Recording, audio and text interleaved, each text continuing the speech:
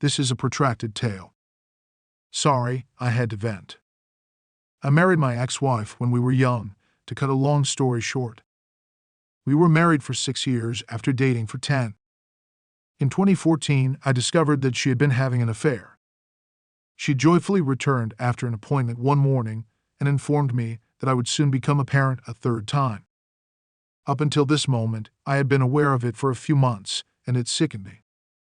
We hadn't had sex in more than 5 months, so when she informed me she was 10 weeks pregnant, I assured her I knew everything. When she revealed the date of conception, she made an effort to dispute it, and it was wobbly. She was never able to get it perfect. She didn't truly grasp how careless she became and figured I wouldn't pry when I thought she was cheating. I therefore parted ways with her. I received criticism from her family, but only her brother and father offered their regrets once I sent them the pictures. They were both cut off by my ex-wife after that. She pleaded with me to return, but when I declined, she soon moved her mistress in. Our children informed me of this. Even though our divorce was really challenging, I was ultimately free of her after a year. My priorities were work and the kids, and everything seemed to be going well. 3 years after breaking up with my ex, I met my future spouse. She had 2 kids, ages 1 and 5, and had recently divorced. Both of my children enjoyed spending time with these girls as much as I did, and I adored her and the kids. We moved in together and started our own family 18 months later. I asked my fiancée to marry me in August, and she accepted. We were both thrilled to have found someone who actually made us happy. The children are aware and now quite enthusiastic. My ex was courteous to my wife up until I had to break the news to her, but after she found out we were getting married, something changed. I continued to speak with her brother, and he revealed to me that she had become fixated on getting married and had repeatedly brought it up with her partner. As a result, he left her. When it came to paying child support for their kid, he got challenging. For the sake of our children, X and I maintained a cordial relationship, and I offered to recommend a reasonable attorney for her. I figured I could help her search by knowing a few people. The point is, she informed me she wasn't sure she wanted to stir up more trouble after I gave her someone's phone. I advised her that her ex should stay and do the right thing because he still had obligations to fulfill. She texted me a few days later to ask if I would be prepared to give her extra money each month for her child. She was informed that he was not my child, but I still provided her enough for the other kids. She emphasized that I frequently buy things for my fiancé's children and that it felt odd that I would let them refer to me as their father while doing so. They made that decision. The oldest just one day started calling me dad after watching her sister do it for months.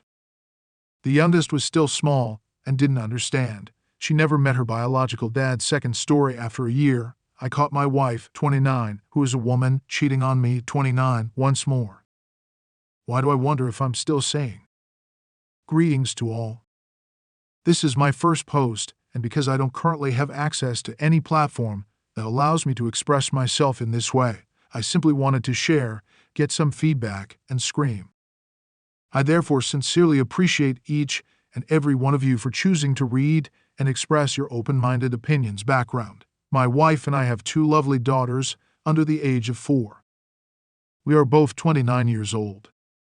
Remember that my wife has depression, was once hospitalized, and has a history of suicidal thoughts. She follows the directions on her prescriptions, or at least she should. Story: in December 2020, I discovered my wife was having an affair. It wasn't until a month later, in January 2022, when my 2-year-old daughter gave me my wife's cell phone, since it was visible in the living room, that I learned the truth. As a result of an incoming text message, the lights turned on.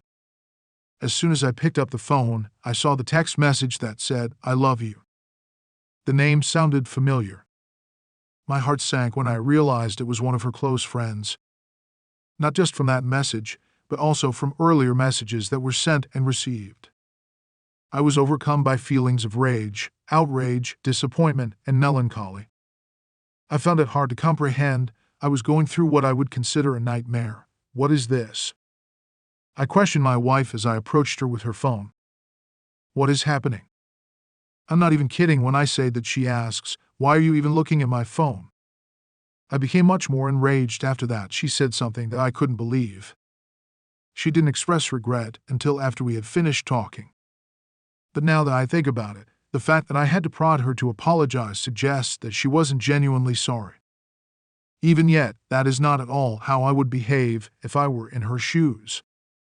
She explains her version of the incident to me and admits that she had several sex acts with this man. She made it clear that she was really miserable, unhappy at home, and that I wasn't providing her with what she needed, or, for a while, really listening to her. She generally made an effort to act the victim and put the blame on me. Knowing what I do now, of course, I had no idea how to respond, so I accepted responsibility like a fool. I actually held myself responsible for her infidelity. The words devastation and heartbreaking don't even begin to describe how I felt and how I feel right now. I don't want anyone to act in this way. 1 month later, I made the decision that I wanted to attempt to continue our relationship and reunite, but the only way for it to succeed was for her to end the affair and block this man from all social networking sites, messaging services, and other services. Literally removed this family saboteur from ours. When she called him and blocked him on all social media sites, she did so while I was present. After a year, we had our share of bumps, but I thought things were improving. For 6 to 7 months, we continued to see a couples therapist once each week. We concluded the seminars believing we no longer required them and kept putting what we had learned into practice. It is now Saturday morning in February 2022. I get up around 5:30 in the morning to feed our cat. When I return to our bedroom, I see that she had her phone out next to her. I just wanted to put the phone away and go back to sleep, but I realized it was the username for the app. I was in awe of what I witnessed. I paused briefly, thinking that this was essentially a nightmare. That was more than enough for me, so I refrained from scrolling through the replies. Everything that I had believed to have finished a year ago suddenly flashed back into my vision. Instead of yelling or screaming in frustration like I did the first time, I was cool, collected, and this time I questioned who this was and what was going on when I roused her from sleep. For a period of 5 to 10 minutes, she remained silent. There was utter quiet. She continues by saying that she wasn't pleased, felt down, and that she didn't really cease having feelings for this guy. He merely reached out to make sure I was still alive, though. I was unable to believe anything she said at that time. The second chance, the sliver of faith one still had in her, spat back in my face. She didn't immediately apologize after that. She made an attempt to play the victim by defending her actions and blaming me for believing we didn't need to continue couples therapy after 6 to 7 months. After returning from a 30-minute walk outside, I declared my desire for a divorce. I still love you, but I can't keep beating myself up. Since then, I've kept asking myself tough questions. I have never in my entire life experienced such severe damage to my sense of self. We are currently in the midst of hiring an attorney to get ready for the divorce process because I think marriage is holy, because I was raised with that mentality. I'm still trying to make sense of everything while getting assistance from my friends and other people. In lieu of her attempting to conceal the facts, I intend to explain to her family why we divorced when we get a divorce. What do you guys think? Ought I? I feel obligated to protect them from any lies she might tell in order to further her own objectives by making sure they don't trust her. Finally, why do cheaters enjoy acting the victim as soon as they are exposed? Why do cheating spouses take the blame? Why do I doubt my own sanity when I didn't commit the fraud? Once more, I want to express my gratitude to everyone who read and left comments. No matter how things turn out, I hope everyone who has moved on is in a better frame of mind and is with someone who genuinely loves and respects them. Story 3. For her AP, my wife abandoned me and my 2 daughters. I need to rant because my emotions and thoughts are all over the place.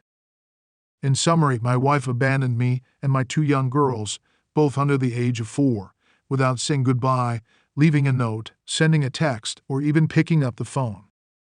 Her suitcase was missing when I entered our bedroom, and she had taken funds from our joint account to buy a flight to the city where her AP resides. At this point, I'm done with what she did to me, but to leave your 2 kids all alone themselves without even saying goodbye or leaving a note is heartbreaking. I was able to text her, and she responded stating she didn't want to do anything with the kids because she wanted to be happy and because of me.